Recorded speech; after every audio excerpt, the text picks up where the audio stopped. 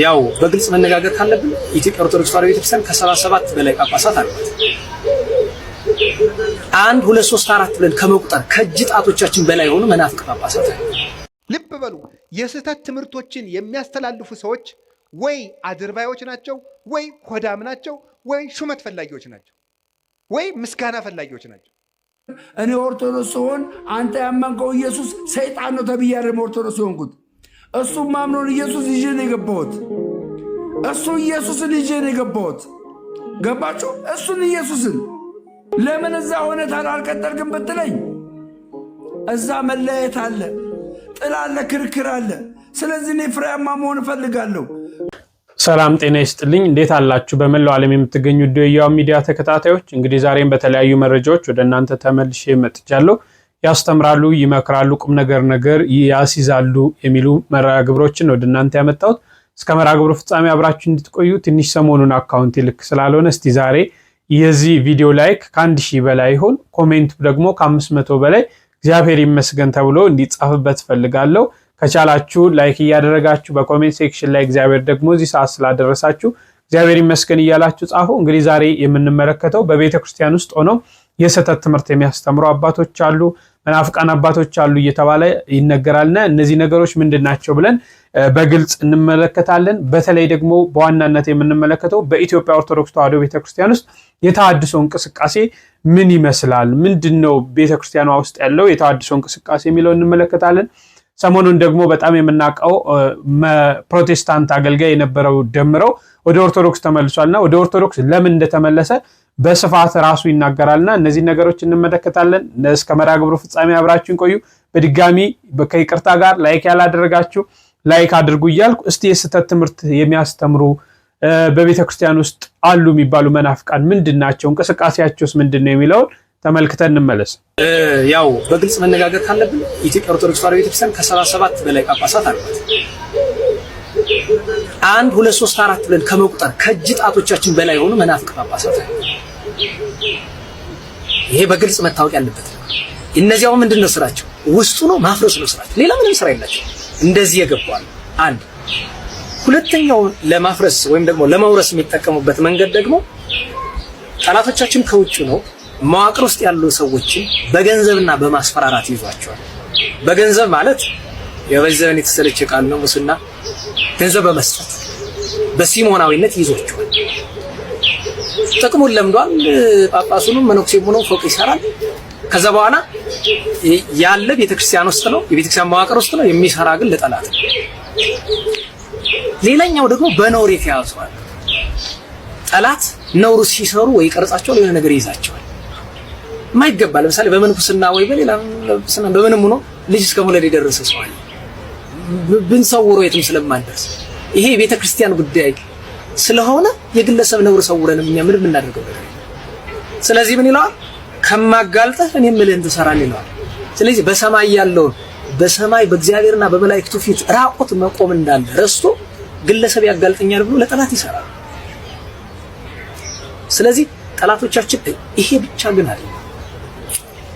ቤተክርስቲያን ቅድስና የጠፋበት አገልጋይ ነው ወሯት ያለ። እኔ በግልጽ መነጋገር ስላለብን ከላይ ካሉት ጀምሮ ታች እስካለ ነው ድረስ ቅድስና የጎደለው አገልጋይ እንግዲህ የሰው ልጅ አባቶቻችን ምን ይላሉ? ቤተክርስቲያን ትምህርት የሰው ልጅ አካሉ ባዶ አይሆንም፣ ወይ መንፈስ ቅዱስ ያድርበታል ወይ አጋንንት ያድርበታል። መንፈስ ቅዱስ የተለየ ሰውነት አጋንንት አይደለም ያድርበት። ስለዚህ ጋኔን ያደረበት ሰው እንዴት ሆኖ ነው መልካም ነገር ቢሰራ? ለማን ነው የሚታዘዝ? ልብ በሉ፣ የስህተት ትምህርቶችን የሚያስተላልፉ ሰዎች ወይ አድርባዮች ናቸው፣ ወይ ሆዳም ናቸው፣ ወይ ሹመት ፈላጊዎች ናቸው፣ ወይ ምስጋና ፈላጊዎች ናቸው። ሐሳቧ ድንግል፣ ስጋዋ ድንግል፣ ልቡናዋ ድንግል የሆነች እመቤታችን ማን እንደላከው የማይታወቀው ሁሉ ሐሳብ አመጣ ቁጥር መረበሽ የለባቸውም። ጭቃ ወርቅ ከጭቃ ሲገኝ ጭቃው እንደሌለበት ሁሉ ከተረገመው ከአዳም ልጅ ባህሪ ስትወለድ ርግማን ያላገኛት ንጽሕት ዘር ለስጋ በሚመች ፈጠራ ልቦለድ ለነገስታት በሚመች የሚሰብክ ከሆነ መምህራችን አይደለም። በሔዋን እምነት ትህትና ማጣት ሞት ወደኛ ገባ። በድንግል ማርያም ትህትና ሕይወታችን ክርስቶስ ከሷ እንዲወለድ ሆነ። ፋዲ ማለት ምን ማለት ነው ስለው ቤዛ ማለት ነው አለኝ። እኔ በጣም ነው የገረመኝ። እና ፋዲ እንኳን ቤዛ ተብሏል። እኔ እውነቴን እኮ ነው የምነግራችሁ ማለት ነው። ሰሞኑን እመቤታችን ቤዛ ትባላለች አትባልም የሚል ጥያቄ በጣም ብዙ ምዕመናን ስትጠይቁኝ ስለነበረ ሔዋን የሌላትን እምነት ይዛ በመገኘት የሔዋን ጠበቃዋ ድንግል ማርያም ናት፣ ቤዛዋ ናት። እኔ ተነካው ውጡልኝ የሚሉ አልነበሩም። የዛሬ ምናምን ዓመት ስለ ታምረ ማርያም፣ ቀጥሎ ስለ ገድለ ተክለ ሃይማኖት፣ ቀጥሎ ስለ እንትን፣ ቀጥሎ ጌታ እስከሚመጣበት ድረስ አዲስ ክደት አይመጣም። የሚመጣው ክደት ሁሉ ትናንት የተካደው ነው። መጽሐፍ ቅዱስ ከጠቀስክ እኮ መጽሐፍ ቅዱስ የሰበሰበውን ሊቅ ትምህርት ማመን አለብህ። መጽሐፍ ቅዱስን በጥብቅና የጠበቀው ቅዱስ ሄሬኔዎስ ነው። ቅዱስ ሄሬኔዎስ ሰብስቦ እንዲጠረዝ ያደረገው መጽሐፍ ቅዱስ እየጠቀስክ ሄሬኔዎስ የሚያምነውን ክርስቶስ፣ ሄሬኔዎስ ያመናትን ማርያም እንደ ሄሬኔዎስ ማስተማር አለብህ። ክርስቶስን ለመውደዳቸው ምግባር መስራት ሲያቅታቸው ክርስቶስ ስለሚወደኝ ምግባር አያስፈልገኝም የሚሉ እንግዲህ ሰው ሲጠፋ ነው እኛም አባይ እየተባልን ያለው። ምዕመን ሽጠው እንጀራ የሚያጠራቅሙትን አይደለም፣ ራሳቸውን ሽጠው ትውልድ የሚያተርፉትን ነው። ሰው ዛሬ ውሸቱ በጣም መከራ ነው። እውነተኛ ሁኑ፣ አትዋሹ፣ አትቀልዱ። ውሸታም ነው ሰው ማለት ነው። ሲያገባ መዋሸት፣ ሲምን ሲል መዋሸት፣ የሌለውን አለኝ ማለት፣ ሳይደርስ ደርሻለሁ ማለት። ውሸትን ደግሞ እንደ ቀላል ታወታላችሁ። የመርዝ ትንሽ እንደሌለው የኃጢአት ትንሽ የለውም። የኃጢአት ትንሽ የለውም። መርዝ ከሆነ ይገላል፣ ኃጢአት ከሆነም ይገላል። ስለዚህ ውሸትን ሰው ዛሬ አቀሎታል። ኃጢአት የሚመስለው ወይ መግደል ወይ ዝሙት ብቻ ነው የሚመስለው፣ ወይ መስረቅ ነው። መዋሸት ትልቅ ኃጢአት ነው። እግዚአብሔር እውነት ነው። እንዲያውም እግዚአብሔር እውነት ስለሆነ ከእግዚአብሔር ጋር ቀጥታ ትግል የሚገጥም ሰው ውሸታም ሰው ነው። እግዚአብሔር እውነት ነውና አትዋሹ፣ እውነተኛ ሁኑ። የሌላችሁን አለኝ አትብሉ፣ ያላችሁን የለኝም አትበሉ። ከቃሉ ጋር ናችሁ። እግዚአብሔር ከሁላችን ጋር ይሁን። እስመ ሐሰት ርዕሰ አመፃ፣ ሐሰት የክደት ሁሉ ራስ ነው፣ የኃጢአት የበላይ ነው። ይህንን ውሸት ነው ማጋለጥ ያለብን። እንወር ብለን መዋሸት ፍጹም ነውር ነው በእውነቱ ማለት ነው። ነገ ለሚታሰር አንደበት ማለት ነው። ነገ ለሚታሰር አንደበት እንወር ብለን፣ አንዳንዱ ገንዘብ ብሎ፣ አንዳንዱ ፈርቶ ይዋሻል። ነገ ግን እንታሰራለን። በመኮንነ ጽድቅ በኢየሱስ ክርስቶስ ፊት እንቆማለን። ያን ጊዜ እሱ ምስክር አያሻውም። ራሱ ኃጢአታችን አስጥቶ ይመለከተዋል። ሰጣዩ ለኩሉ ክቡት፣ የተሰወረውን ሁሉ እንደ ስጡ አስጥቶ ገልጦ የሚያይ እሱ ክርስቶስ ነው። በክርስቶስ ፊት በቆምን ጊዜ ዛሬ በልብስ የሰወርነውን፣ ዛሬ በቀሚስ የሰወርነውን፣ እንደ መነኩሴ ዛሬ በቆብ የሰወርነውን፣ ዛሬ በካባ የሰወርነውን፣ ዛሬ በሻሽ በቀሚስ በመስቀል የሰወርነውን፣ እናንተ ደግሞ በነጠላ የሰወራችሁትን፣ በዝክር የሸፈነውን፣ በመመጽወት የሸፈነውን ሌብነት ክርስቶስ ነገ አውጥቶ ይገልጠዋል። ያን ጊዜ ማን ይሸፍነዋል? ተራሮችን ተናዱብን እንዳንል በሱ ፊት ናቸው። የኃጢአት መጋረጃ ሁሉ ተገልጦ የሕይወታችን መዝገብ ወጥቶ ይነበባል። አስመሳይነት መልቀቅ አለበት። የሌላችሁን አለኝ አትበሉ። ከሰው ጋር ለመኖር ብላችሁ ዲቁና ሳይኖር አለኝ አትበል፣ ውሸት ነው። ሴቱም ድንግልና ሳይኖራችሁ ነኝ ብላችሁ በተክሊል አታውቁ። ውሸታም ሁሉ የምትዋሹትን ማለት ነው። የማያትዋሹትን አላልኩ። እንዲህ ማድረጋችንን መተው አለብን። እግዚአብሔር ይቀለዳል? እግዚአብሔር ይዘበትበታል? አይዘበትበትም። ሳንታረቅ የታረቅን ምስል ማስቀደስ ውሸት ነው ይሄ።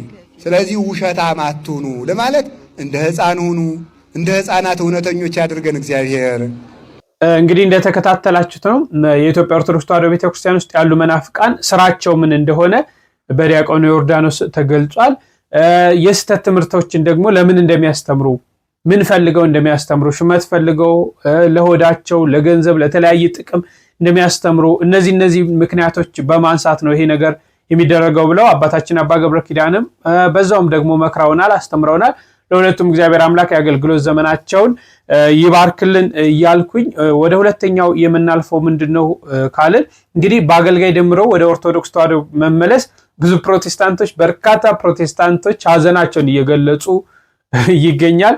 ነገር ግን ከነዛ መካከል አንዱን አሳያችሁና በዛው አያይዤ ደምረው ለምን ከፕሮቴስታንቱ ዓለም ወጥቶ ወደ ኦርቶዶክስ ተዋሕዶ ቤተክርስቲያን እንደተመለሰ እስቲ እንመልከት። የጠፉ በጎች ከዚህ ቤት እንደኔ የጠፉ በጎች ይመለሳሉ፣ ወደ ቤቷ ይመለሳሉ፣ ወደ ቤቷ ይመለሳሉ። እውነቴን ነው የምላችሁ። የኛ ቤት አይመችም። አው የኛ ቤት አይመችም። ለዓለም የኛ ቤት አይመችም። ለዝሙት የኛ ቤት አይመችም። ለመዳራት የኛ ቤት አይመችም። እንደፈለጉት ለመሆን የኛ ቤት አይመችም። አው የኛ ቤት አይመችም።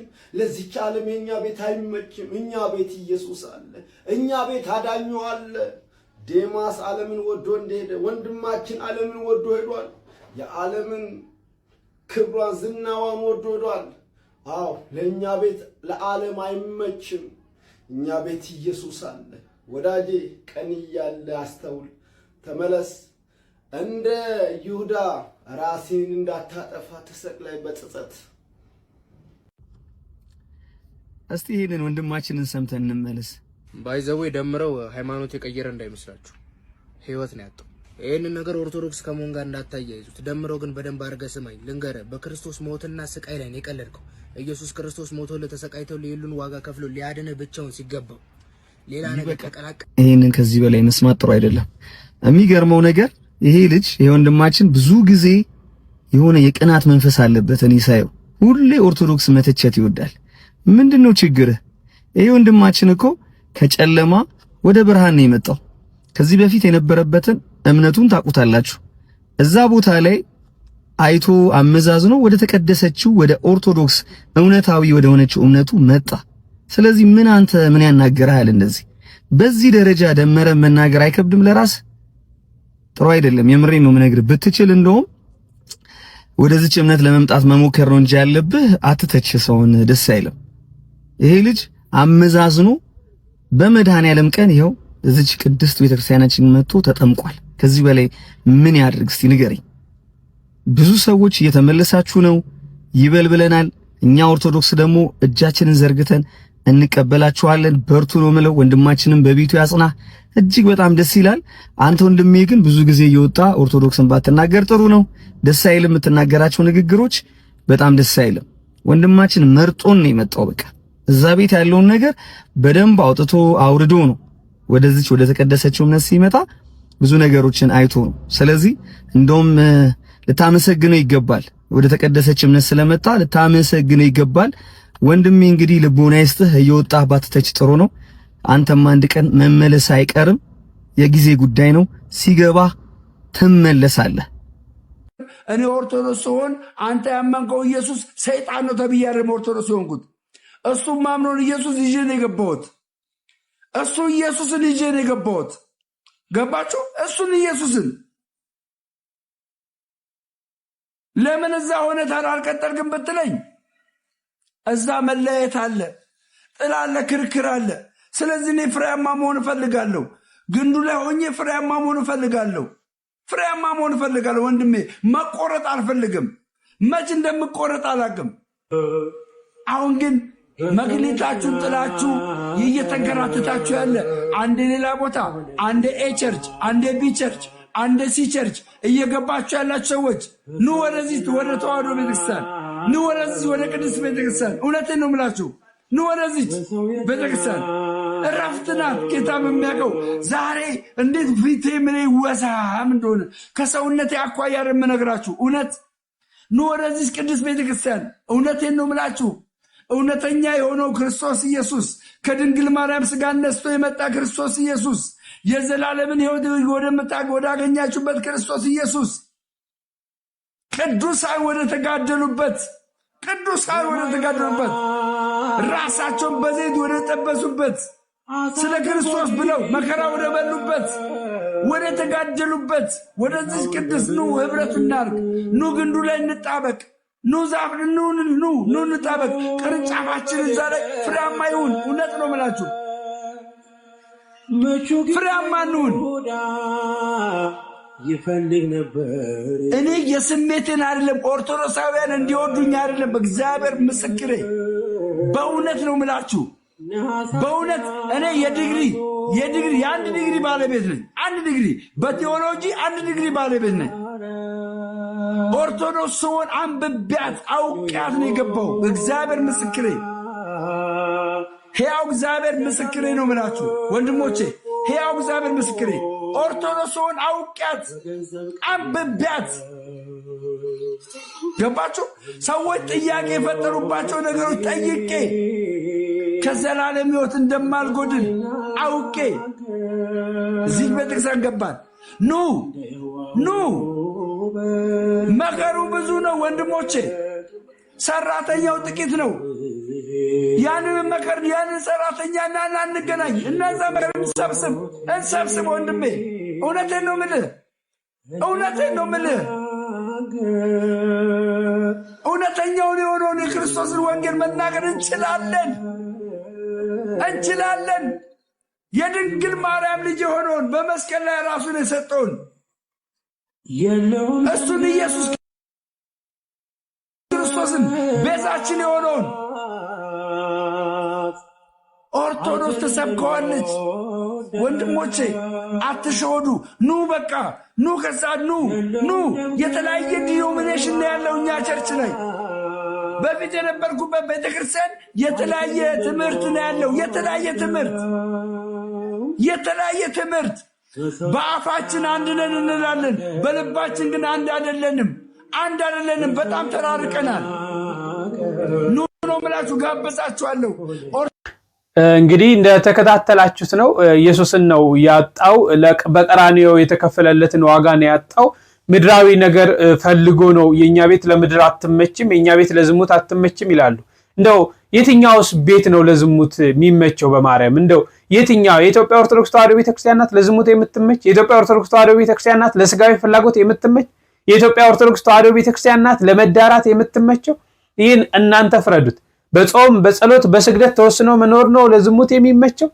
እንደው በቤተ እምነቶች እንኳን ብናይ ለዝሙት ቀስቃሽ የሆኑ አልባሳትን ለብሶ ለጸሎት በህብረት መቆም ነው ወይስ ደግሞ ነጠላ ለብሶ ተሸፋፍኖ በተለያየ ቦታ መቆም ነው ለዝሙት የሚመቸው? ይህን እናንተ ፍረዱ። እሱ ግን ለምን እንደመጣ የኢትዮጵያ ኦርቶዶክስ ተዋሕዶ ቤተክርስቲያን ምን እንደሆነች ደስ በሚል አንደበት ገልጦታል። እግዚአብሔር አምላክ አሁንም በቤቱ ያጽናው እስከ ፍጻሜው ድረስ። በዚህ ቤት ሁላችንንም አጽንቶን ስጋውን ደሙን ተቀብለን የመንግስት ወራሾች ለመሆን ሁላችንንም ያብቃን። ሌላው እስቲ አንዳንዴ አትደንግጡ ሲሉን ሰማችኋልን አይደለ? ፕሮቴስታንቶቹ ኢየሱስ ክርስቶስን ለፕሮቴስታንት ማን ያስተማረው? ሰሞኑን አዲስ አበባ ለጴንጤዎች ይዛችሁ መጣችኋል።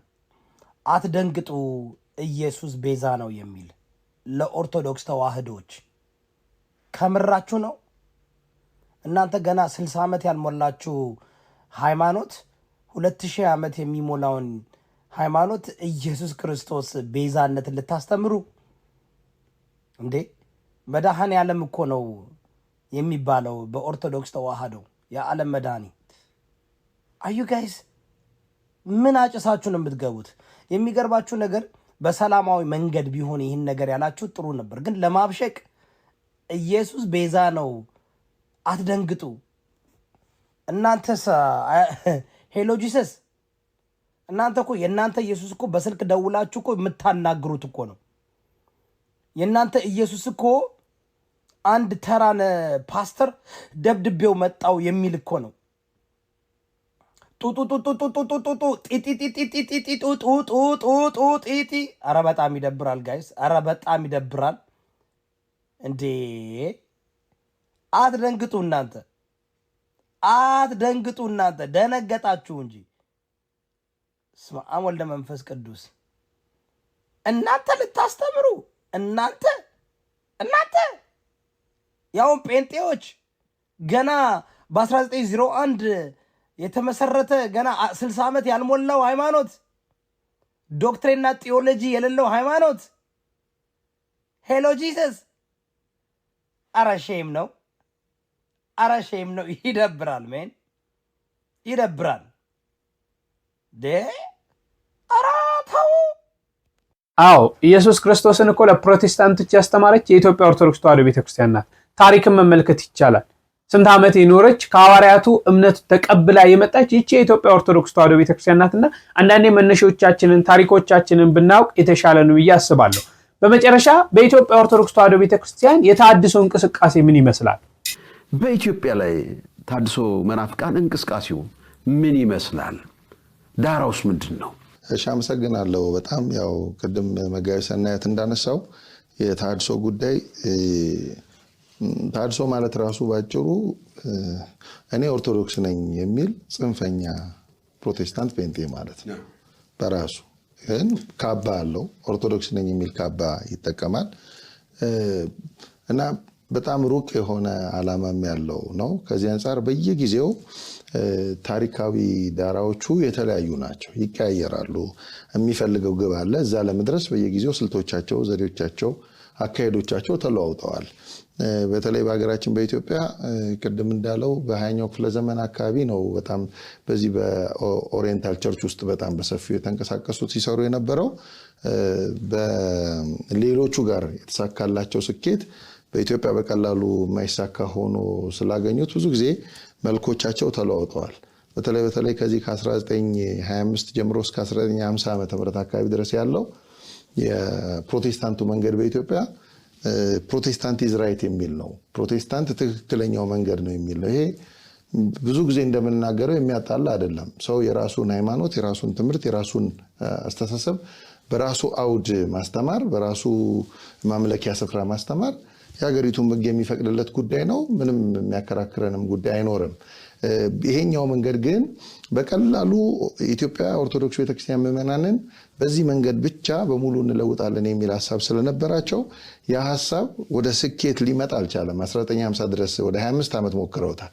ከዛ በኋላ ከ1950 ዓመተ ምህረት በኋላ በሌላ መልክ ነው የመጡት። ሲመጡ ምንድነው ያደርጉት? ኦርቶዶክስ ትክክል አይደለችም በሚል መንገድ ነው የመጡት። አሁን ይሄ መንካት የጀመሩበት ማለት ነው።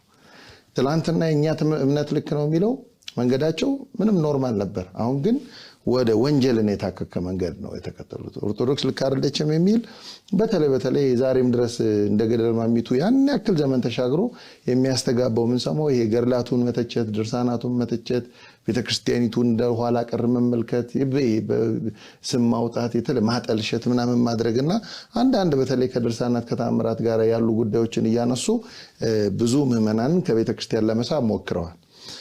ግን ምንድነው የነበራቸው የመጨረሻ ጫፍ ሚሽን አኮምፕሊሽድ የሚሉበት ታይም 2000 ሚሊኒየም ነው። በኢትዮጵያ 2000 ሚሊኒየም ሙሉ የኢትዮጵያን ቤተክርስቲያን ፕሮቴስታንት አድርገን ለውጠን ጨርሰን ህንፃዎቿን ተረክበን ጳጳሳቶቿን ሲኖዶሷን ተረክበን ሙሉ ለሙሉ ፕሮቴስታንት እናደርጋለን የሚል ስለነበር 1990 ድረስ አካባቢ በዚህኛው መንገድ ሄደው የሚያስቡት ነገር እንዳልተሳካላቸው ገባቸው። ያኔ ነው 90 ዓመተ ምህረት አካባቢ እና ጽፈዋል። ብዙ ሰዎች በጣም ብዙ ሰዎች በዚህ ጉዳይ ላይ ጽፈዋል።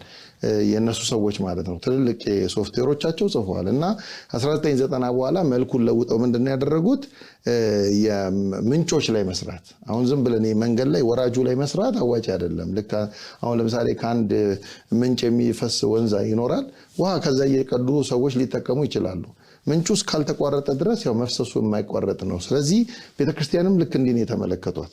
ምዕመናኖቿን ብቻ መውሰዳችን አዋጪ አይደለም። በቃ ሊቃውንቱ ያፈራሉ፣ ይተካሉ፣ ቤተሰቦች ይወልዳሉ፣ ይተካሉ። ስለዚህ ባሰብንበት ጊዜ ባይሳካ እንኳን በሆነ ዘመን ኦርቶዶክስ ቤተክርስቲያን ሙሉ ለሙሉ ፕሮቴስታንት ለማድረግ ምንጩ ላይ መስራት የሚል ሌላ መልክ ይዘው መጡ ማለት ነው። ሌላ መንገድ ዘይደው እዛ ውስጥ ያው ብዙ በኋላ መጋቢ የሚጨምርበታል። ስልቶቻቸው ደግሞ አሉ በኋላ የሚያመጧቸው። ግን ዋናው መንገድ ይሄ ነው። እነዚህ ማለት ምንጮች የሚባሉት ምንድን ናቸው? ምንጮች የሚባሉት አብነት ትምህርት ቤቶቻችን ናቸው፣ ገዳማቶቻችን ናቸው። ምንጮች የሚባሉት ኤጲስቆጶሳቱ ናቸው፣ የሲኖዶሱ አባላት ናቸው። ምንጮች የሚባሉት ሰንበት ትምህርት ቤቶች ናቸው። ምንጮች የሚባሉት የግቢ ጉባኤያት ናቸው፣ የማህበረ ቅዱሳን የሚያስተምርባቸው የተቋማት ላይ የሚሰራባቸው። እነዚህ ምንጮች ላይ የምንሰራ ከሆነ በቀላሉ አማኞቹ ልክ ቅድም መጋቢ ሰናያት እንዳነሳው የህንድ ቤተክርስቲያንን የለወጡበት መንገድ ቄሶቹ ነው። ወደ እንግሊዝ ሀገር ወስደው ስልጠና በመስጠት በቄሶቹ ላይ ሰርተው ነው። ቄሶቹ መስቀል እንዳደረጉ ካባ እንደደረቡ ምናምን እንዳደረጉ ነው ገብተው ህዝቡ ሳያውቅ ሰርተውባቸው ሙሉ ለሙሉ ወደ መካፈል እንዲደርሱ ያደረጋቸው ለሶስት ወደ መሰንጠቅን እና ያንን ተሞክሯቸውን ወደ ኢትዮጵያ አምጥተው መስራት ይፈልጋሉ። እንዲህ ባለ መንገድ ሰርተው ቅድም እንዳልነው ቤተክርስቲያኒቱን ወደ ፕሮቴስታንትነት የመለወጥ ዓላማ ይዘው የሚንቀሳቀሱ ናቸው ማለት ነው። የተከታተላችሁት ነው። በደንብ አድርገው መምራችን ገልጿል። በኢትዮጵያ ያለው የተዋድሶ የመናፍቃን እንቅስቃሴ ምን እንደሆነ በምን አይነት መልኩ እየተንቀሳቀሰ እንደሆነና ጉዳቶቹ ምን እየተደረጉ እንደሆነ በስፋት ተናግረዋልና እንግዲህ እግዚአብሔር ሁላችንም በቤቱ ያጽናን ነው። ዘንድሮ ዘመኑም ከባድ ነው። እኛም መጻሕፍትን አናነብም፣ ቤተክርስቲያን አንሄድም፣ አባቶቻችንን አናዳምጥምና ዓለሙ ራሱ ስጋን ነገር የስጋ ምቾትን ስለሚፈልግ በዚህ ከኢትዮጵያ ኦርቶዶክስ ተዋሕዶ ቤተክርስቲያን የሚወጡ አካላቶች የስጋዊ ምቾት ፍለጋ ነው የሚሄዱት፣ ሌላ ምንም አይደለምና ከእንደዚህ ሁሉ ጠብቆ በቤቱ አጽንቶ ስጋውን ደሙን ተቀብለን የመንግስት ወራሾች ለመሆን የእሱ የአምላካችን ቅዱስ ፈቃድ ይሁን። ሐሳብ አስተያየቶቻችሁን በግልጽ እየሰጣችሁኝ በኮሜንት ሴክሽን ላይ በሌሎች መረጃዎች እስክንገናኝ ቸርን ሰንብት።